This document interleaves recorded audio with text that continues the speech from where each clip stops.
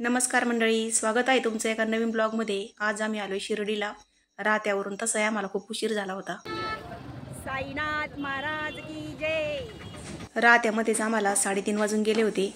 म्हटलं आता पुढे जायला रांगेत उभं राहायला बराच वेळ जाईल, माहिती नाही आता घरी जायला किती उशीर होईल।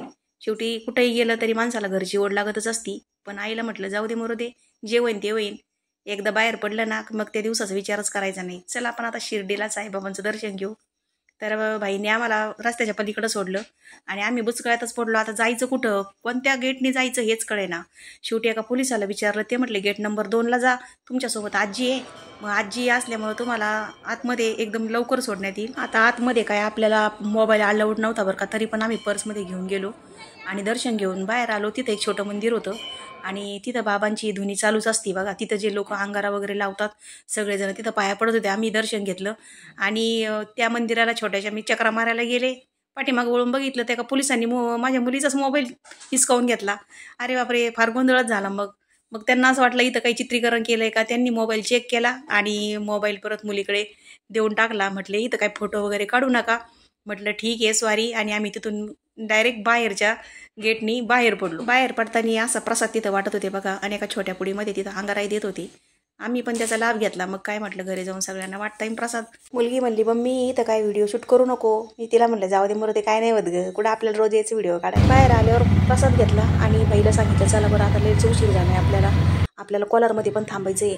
तर आम्ही वंदनावाल्याकडे गेलो शॉपिंगला। तिथं काही आम्हाला आयरासाठी साड्या कपडे घ्यायचे होते, मुलीला कपडे घ्यायचे होते, मला पण काही ड्रेस घ्यायचे होते। तर ते घेऊन झाले आणि आता बिल झाले। ऑलरेडी आम्हाला खरंच खूप उशीर झाला होता। ड्रेस साड्या बघण्यात आम्हाला इतका वेळ गेला। आई पण आमची कंटाळून गेली होती। वरच्या मजल्यावर ड्रेस साड्या मिळतात। मग आम्ही मायलेकीवर गेलो होतो। आई बसली आपली खाली, म्हणली बाई काय यांचं कवर चाललंय काय माहिती, कवर चालत आहे। तिला म्हणली एका जागेवर बसून राही तू, कपडे घेताना थोडे पारखून निरखून घ्यावं लागते अगं। शेटजींना म्हणलं करा बरं आता बिल पटकन। 3,500चं बिल झालं मंडळी। डोकं गारायला लागलं। दिवसभरात इतका खर्च झालाय की नवीन कंपनी बरोबर कॉन्ट्रॅक्ट करताना तिथं गेले 1,300 रुपये, गाडीचं भाडं, एवढी मोठी कपड्याची खरेदी। शेवटी म्हटलं चला बाबा आता किती घेतलं तर मन भरणार नाहीये। दुकानासमोर जागा जरा कमी असल्यामुळे ना बाईने आमच्या गाडी जरा बाजूला लावली होती।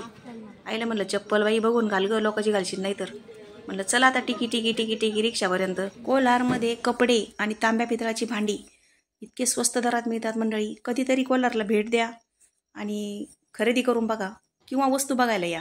तुम्हाला नक्कीच बाहेरच्या पेक्षा इथं कमी रेटमध्ये वस्तू मिळून जातील। तर आमची रिक्षा आली आणि आता आम्ही घरी निघालोय। जाताना बाईला म्हणलं बाई तुम्हाला शीटं भरायची असली बरोबर का, आमचं काही नाही तसं। मग जाताना 2-3 बायका उभ्याच होत्या रस्त्यावर, त्यांना घेतलं गोवापर्यंत। आणि खरं तर आम्हाला चिंचोली फाटून जायचं होतं, पण त्या बायकांमुळे आम्हाला गोवाला जावं लागलं। आणि गोवातून बाईची सूनबाई तिथून त्यांना ड्रॉप करायचं होतं, त्यांना घेतलं। त्यांना घेईपर्यंत थांबेपर्यंत त्यांची सून येईपर्यंत मंडळी इतका उशीर झाला की डायरेक्ट अंधारच पडला। आणि आमच्या गावाकडचे रस्ते मळ्यातले रस्ते इतके घाण आहेत ना, रात्रीचा प्रवास जाऊ द्या, सकाळी सुद्धा तिकडं जाऊ वाटत नाही। या पावसाने तर अशी खड्डे खुड्डे सगळी वाट लागली त्या रस्त्यांची। आता आम्ही आईला घरी सोडले आणि तिथून आता आम्हाला जायचं होतं गावामध्ये। आमच्यासोबत बाई होते, बाईची सूनबाई होती। आईने चहा पाण्याला आग्रह केला पण बाई नको म्हणले, उशीर झालाय म्हणून। बहिणी मग आम्हाला घरी सोडलं आणि बाई आणि त्यांची सूनबाई त्यांच्या घरी निघून गेले। गाव जवळ आलं तसं लाईटी चमकताना दिसल्या, जरा बरं वाटलं बरं का मंडळी। काही असो पण साईबाबांच्या दर्शनाने मी मात्र भारावून गेले बरं का मंडळी। साईबाबांची मूर्ती पाहिली आणि माझ्या डोळ्यातून आपोआप अश्रू वाहिले। हा माझ्यासाठी पहिल्यांदा झालेला एक चमत्कारच होता असं म्हणलं तरी वावगं नाही।